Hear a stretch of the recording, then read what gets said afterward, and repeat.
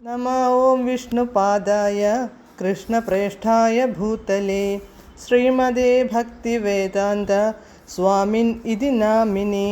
नमस्ते सारस्वते देवे गौरवाणी प्रचारिणे निर्विशेषशून्यवादी पाश्चात्यदेशतारिणे।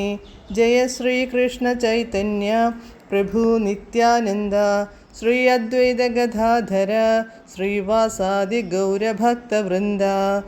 हरे कृष्ण कृष्ण कृष्ण हरे हरे, हरे राम राम राम हरे हरे।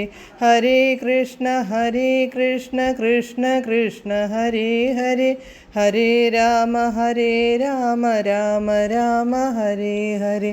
हरे कृष्ण कृष्ण कृष्ण हरे हरे, हरे राम राम हरे हरे. പരമദിവ്യോത്തമ പുരുഷനായ ശ്രീകൃഷ്ണ ഭഗവാന്റെ കഥകളാണ് ശ്രീകൃഷ്ണ എന്ന പുസ്തകത്തിലൂടെ പറയുന്നത്.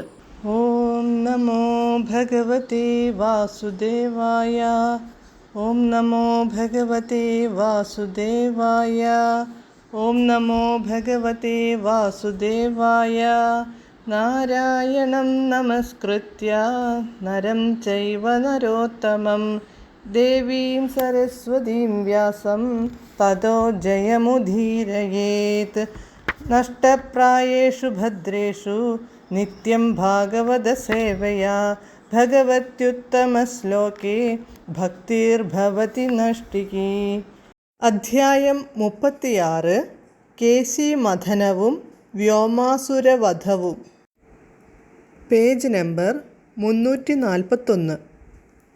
യദുവംശത്തിൽ അഥവാ വൃഷ്ണിവംശത്തിലാണ് അങ്ങിപ്പോൾ തിരുവവതാരം ചെയ്തിരിക്കുന്നത്. സച്ചിദാനന്ദാവകമായ മൂലരൂപത്തിൽ തന്നെ ഇവിടെ അവതരിച്ചതും അങ്ങയുടെ ലീല മാത്രമാണ്. മാത്രമല്ല മറ്റാരെയും അങ്ങ് ആശ്രയിക്കുന്നില്ല. അങ്ങ് പരമ്പൊരുളാണ്. അതിനാൽ അങ്ങയുടെ പാദാരവിന്ദങ്ങളെ ഞാൻ പ്രണമിക്കുന്നു. കൃഷ്ണൻ സർവതന്ത്ര സ്വതന്ത്രനാണെന്നു പൊതുവെ ആളുകളെ ബോധ്യപ്പെടുത്തുകയാണ് നാരദമുനിയുടെ ലക്ഷ്യം.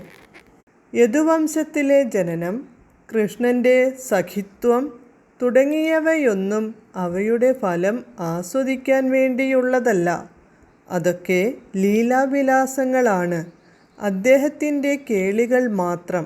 പക്ഷേ നമുക്കത് അനുഭവവേദ്യമായ വസ്തുക്കളാണ്. കൃഷ്ണനെ വീണ്ടും വീണ്ടും നമസ്കരിച്ചിട്ടു നാരദൻ സാനുവാദം വിടവാങ്ങി.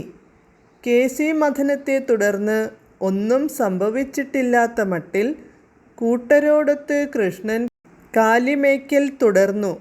ഇങ്ങനെ വൃന്ദാവനത്തിലെ ഗോപബാലന്മാരും ഗോപിമാരുമൊത്ത് അദ്ദേഹം തൻ്റെ അതീന്ദ്രിയ കർമ്മങ്ങളിൽ അനസ്യൂതം ഏർപ്പെട്ടിരുന്നു.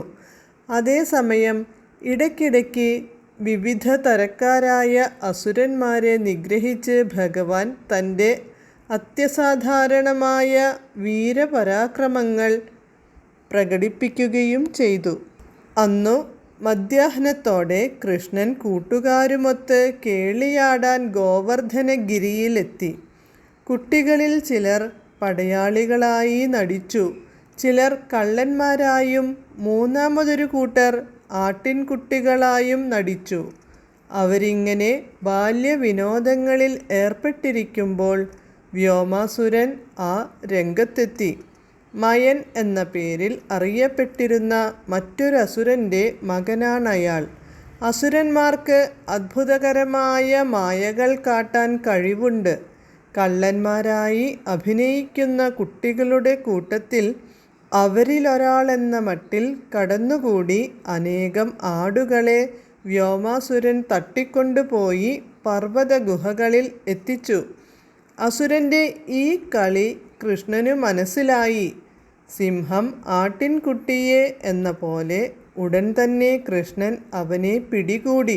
കൃഷ്ണൻ്റെ പിടിയിൽ നിന്നൂരിച്ചാടാൻ അസുരൻ മായാവിദ്യ കൊണ്ട് പർവ്വതം പോലെ വളർന്നു. പക്ഷേ കൃഷ്ണൻ പിടിവിട്ടില്ല.